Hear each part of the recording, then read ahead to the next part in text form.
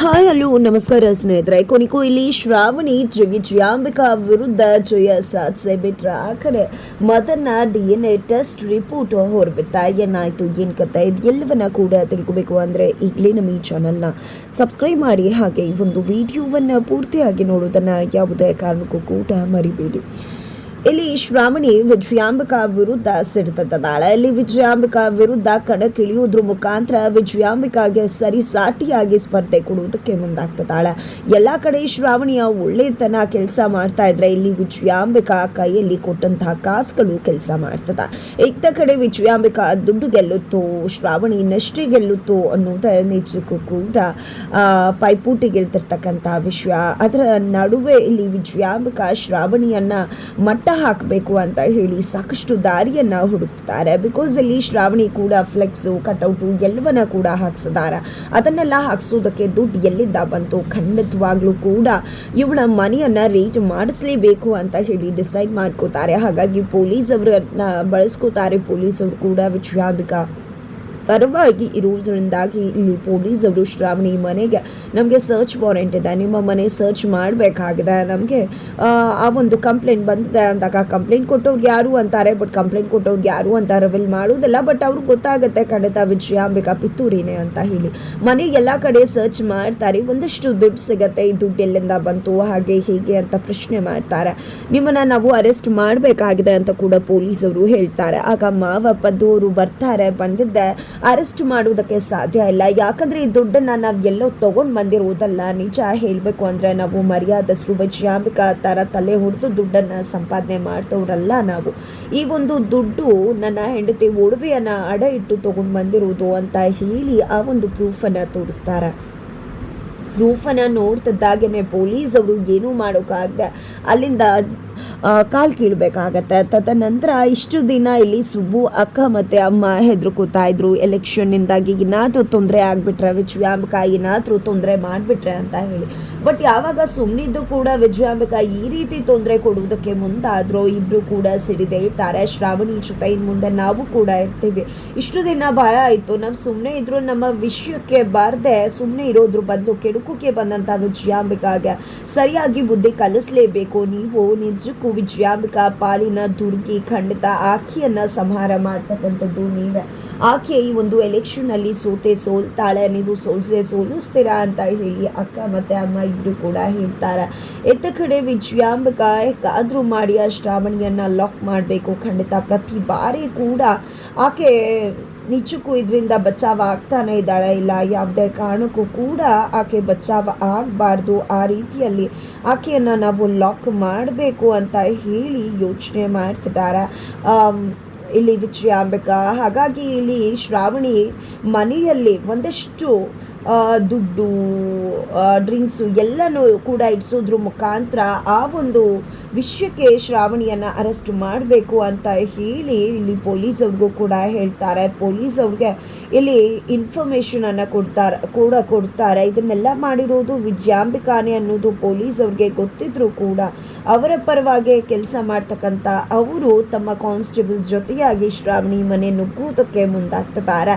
ಅತ್ತ ಕಡೆ ಶ್ರಾವಣಿ ಎಲೆಕ್ಷನ್ನ ಒಂದು ಕೆಲಸದಲ್ಲಿ ಬ್ಯುಸಿ ಆಗಿದ್ರೆ ಈ ಕಡೆ ವಿಜಯಾಂಬಿಕಾ ಬಂದು ಶ್ರಾವಣಿಗೆ ಚಾಲೆಂಜ್ ಹಾಕ್ತಿದ್ದಾರೆ.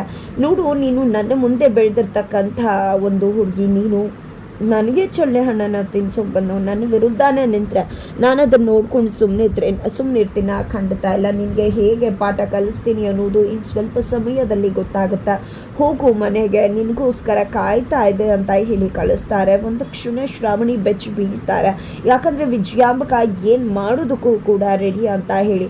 ಇದರ ನಡುವೆ ಮದನ್ನ ಜನ್ಮ ರಹಸ್ಯ ಹೊರಬಿದ್ದಿದೆ. ಮದನ್ನ ವಿಜಯಾಂಬಿಕಾ ಮಗನೇ ಅಲ್ಲ ಅನ್ನೋದನ್ನ ಶ್ರಾವಣಿನೇ ಪತ್ತೆ ಹಚ್ಚೋದ್ರ ಮುಖಾಂತರ ಆ ಒಂದು ವಿಷಯವನ್ನ ಮದನ್ಗೆ ಕೂಡ ತಿಳಿಸಿದ್ದಾಳೆ. ಆದರೆ ಮದನ್ ಅದು ಯಾವುದನ್ನ ಕೂಡ ಒಪ್ಪೋದಕ್ಕೆ ರೆಡಿ ಇಲ್ಲ. ನನ್ನ ಅಮ್ಮ ವಿಜಯಾಂಬಿಕಾನೆ, ನಾನು ನಿನ್ನ ಪರ ಬರಬೇಕು, ಅಮ್ಮನ ಪರ ಬಿಟ್ಟು ಹೋಗಬೇಕು, ಎಲೆಕ್ಷನಲ್ಲಿ ನೀನು ಗೆಲ್ಲಬೇಕು ಅಂತ ಈ ರೀತಿ ನನ್ನನ್ನು ಟ್ರ್ಯಾಪ್ ಮಾಡ್ತಾ ಇದೆಯಾ. ನಿನ್ನ ಟ್ರ್ಯಾಪ್ಗೆ ನಾನು ಯಾವುದೇ ಕಾರಣಕ್ಕೂ ಕೂಡ ಬಲಿ ಆಗೋದಿಲ್ಲ ಅಂತ ಹೇಳ್ತಾರೆ. ಬಟ್ ಇಲ್ಲಿ ಶ್ರಾವಣಿ ನೀನು ಅಂದ್ಕೊಂಡಿದ್ದೆ ಆ ರೀತಿ, ಬಟ್ ಖಂಡಿತ ಅಲ್ಲ, ನಾನು ನಿಜಾನೇ ಹೇಳ್ತಿದ್ದೀನಿ. ನಿನಗೆ ಗೊತ್ತಾಗುತ್ತೆ ಹೋಗೋರು ಏನೇನು ಮಾಡಿದ್ದಾರೆ ಅನ್ನೋದನ್ನು ಗಮನ ಕೊಡುವಾಗ ಎಲ್ಲವೂ ನಿನಗೆ ಅರ್ಥ ಆಗತ್ತೆ ಅಂತ ಶ್ರಾವಣಿ ಹೇಳ್ತಾರೆ. ಮನೆಗೆ ಹೋದಂತಹ ಮದನ್ಗೆ ಶ್ರಾವಣಿ ಮಾತುಗಳೇ ಕಿವಿಯಲ್ಲಿ ಗುನ್ಗುನಿಸ್ತದೆ. ನನ್ನಮ್ಮ ಅಲ್ವಾ ವಿಜಯಾಂಬಿಕಾ ಅಂತ ಹೇಳಿ ಅನ್ನಿಸ್ತದೆ.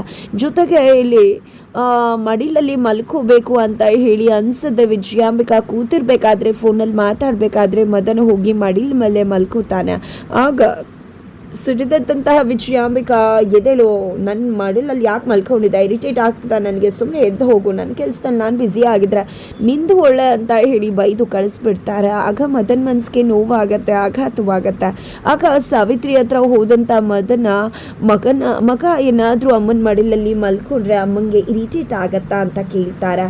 ಯಾರು ಹೇಳಿದ್ದು ಅಮ್ಮಂಗೆ ಇರಿಟೇಟ್ ಆಗತ್ತೆ ಅಂತ? ಪ್ರತಿ ತಾಯಿ ಕೂಡ ತನ್ನ ಮಗನ ಮಡಿಲಲ್ಲಿ ಮಲಗಿಸ್ಕೊಳ್ಳೋದ್ರಲ್ಲಿ ಖುಷಿ ಪಡ್ತಾಳೆ ಹೊರತು ಯಾವ ತಾಯಿ ಕೂಡ ಇರಿಟೇಟ್ ಆಗೋದಿಲ್ಲ. ಅವ್ಳಿಗೆ ಮಗದಷ್ಟು ಖುಷಿ ಆಗತ್ತೆ ಅಂತ ಸಾವಿತ್ರಿ ಹೇಳಿದಾಗ, ಏನಿದು ಸಾವಿತ್ರಿ ಕೂಡ ಇದೇ ರೀತಿ ಹೇಳ್ತಿದ್ದಾಳಲ್ಲ, ಅಮ್ಮ ನೋಡಿದ್ರೆ ಈ ರೀತಿ ನಡ್ಕೊಂಡ್ರಲ್ಲ, ಜೊತೆಗೆ ನಾನು ಜೈಲಲ್ಲಿ ಇರಬೇಕಾದ್ರೂ ಕೂಡ ಅವ್ರಿಗೇನೂ ಅನ್ನಿಸ್ಲಿಲ್ಲ, ನಾನು ಬಿಡಿಸ್ಬೇಕು ಅನ್ನೋದ್ರ ಬದಲಾಗಿ ಅವರು ನನ್ನನ್ನು ಅವರ ರಾಜಕೀಯ ಜೀವನಕ್ಕೆ ದಾಳವಾಗಿ ಬಳಸ್ಕೊಳ್ಳೋದಕ್ಕೆ ಅಂತ ನೋಡಿದ್ರು. ಪ್ರತಿ ಬಾರಿ ಕೂಡ ಅವ್ರು ನನ್ನ ವಿರುದ್ಧ ಸಿಡಿದು ಹೇಳ್ತಾರೆ.